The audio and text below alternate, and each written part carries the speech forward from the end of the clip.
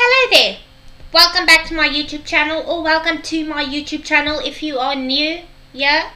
It's been a hot bloody minute since I've done the Blêrie news. It's been busy, guys, but also the news have been depressing. I decided to just stick my head into the sand like an ostrich because it was starting to depress me a bit.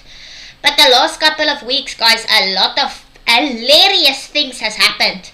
And it's time that I share it with you. So welcome to this week's Blêrie news. Let's jump in, shall we? Okay, so let's jump in with our first story, and that is about the mayor of Tswane, aka Pretoria. So I'm gonna try and explain what happened here, the way that I understand it. And maybe I'm wrong, I mean, what do I know? But the mayor of Tswane, the new mayor, was appointed after a lot of backstabbing and, then this cope leader or cope person was appointed mayor of Tswane. Then he got fired because he was insolvent. Is that the word? Insolvent? Bankrupt? Broke? I don't know, whatever the word is. And it's against the law to be the mayor if you are insolvent. Is that the word? Why does it sound so weird in my mouth? Broke, bloody cock arm, I don't know, whatever it is. And then he said, no, this sequestration or whatever happened back in 2016 or whatever, so I am already rehabilitated. And then they said, okay, fine, thank you for letting us know, can you please provide proof? And he said, no problem, and he provided the proof. Then, you're not going to believe this, guys. Then, it turned out that the proof that he provided was fake. I was shocked. Now, you might ask, how did they find out it was fake? Did they hire, like, forensic detectives to like, put it through a test to see if it's legitimate? No, that wasn't necessary because on the forms, the mayor's name was spelled wrong. You can't make this stuff up. Also, the court where the documents was signed does not even exist. And the judge who signed it did not even work on the day in question. So, it did not really take a forensic investigator to see that this is a pot of cock. You know what I'm saying? Anyway, I find this hilarious. Or at least I would find it hilarious if it wasn't so sad. Anyway, moving on to the next story. So in other news, a man has purchased Elvis Presley's private plane that hasn't been operated in the past 40 years. Look, I'm no expert in aviation, but I'm going to go ahead and say that that is a very, very cockquip, eh? I wonder what he paid for it. Does it say here?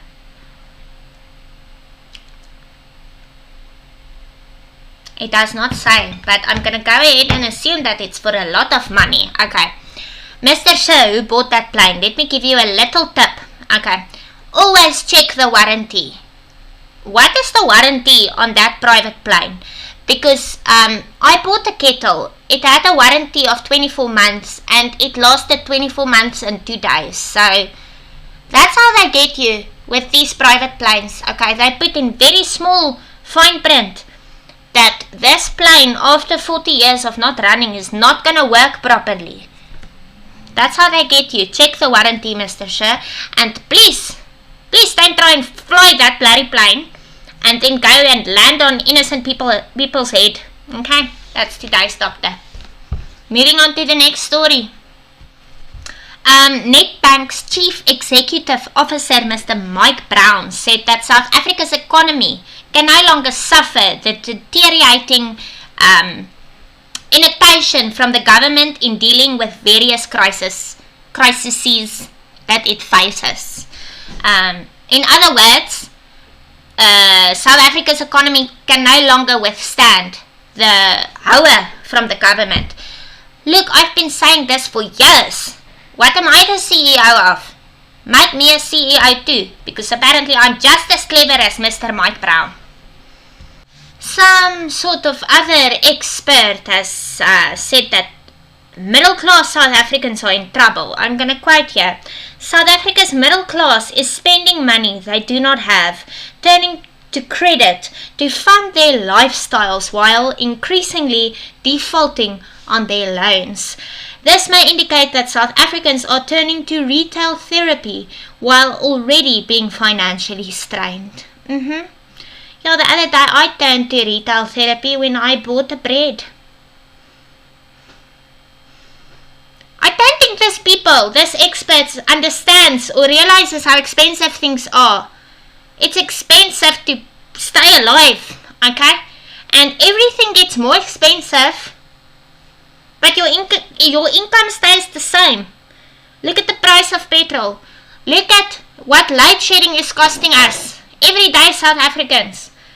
It's ridiculous. And now they are talking here like we have some sort of extravagant lifestyle. Footsack, man. What are you on about? Retail therapy. Please. In other news, a R1 million Toyota Land Cruiser that was hijacked has been found in a women's yard in Ekurhuleni. Do you know what I find sad? The fact that a stolen car being found makes the news. That is how rare it is for a stolen car to get found. There's like 1 million cars stolen every day. Well, that's not true. I actually googled that. Let me just find it here. According to Google, an average of 28 cars are stolen every day in South Africa. I don't know, that doesn't sound right to me. I swear there's 28 cars stolen in Monument Road every day. But whatever, let's say it, that's more than 10,000 cars in a year, and one being found by the police actually makes national news. It is incredible. In road-related news, we can expect, it's still early to say, but we can expect bad news for petrol in April and a bit of good news for diesel. Luckily, I drive a petrol car and have a petrol generator, so great. In other road-related news, the e-toll system that has been scrapped way back when, people are still getting billed for e-tolls, and there are people still paying it, which does not make sense to me, but anyway. Is it scraped or is it not scraped? What is going on? Okay, can someone explain to me, because I don't know what's going on. And then today's bulletin that I like to call Kry Jy Nie Skaam Nie. Are you not embarrassed? And this goes out to the ANC, who now made it clear in Ekurhuleni, Joburg, Pretoria, made it clear that it is against the law to fix potholes yourself. Are they not embarrassed by saying that? Are they not embarrassed by the fact that citizens are trying to fix the bloody potholes themselves? I hit a pothole yesterday, and I was using the biggest swear words, and then I felt bad for using such big swear words. What must we do? Can you maybe fix our potholes if it's illegal for us to do so ourselves? Cease ANC. What's the next news story? I want to talk about the buffaloes and the lions and stuff. Here it is. There's a lion loose near Hartbeespoort Dam, and it was seen by 2 people. And in other news, there are 3 buffaloes on the loose in Kenton Park.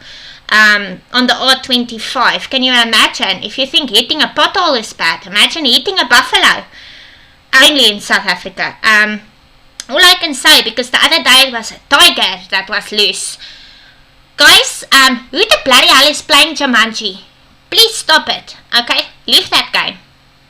Oh, but if you start, you have to finish it. Okay, finish quickly. Okay, so that we can get through this. It's now tigers, hippopotamuses, lions, buffaloes. Enough. Next it's gonna be trees growing in our houses.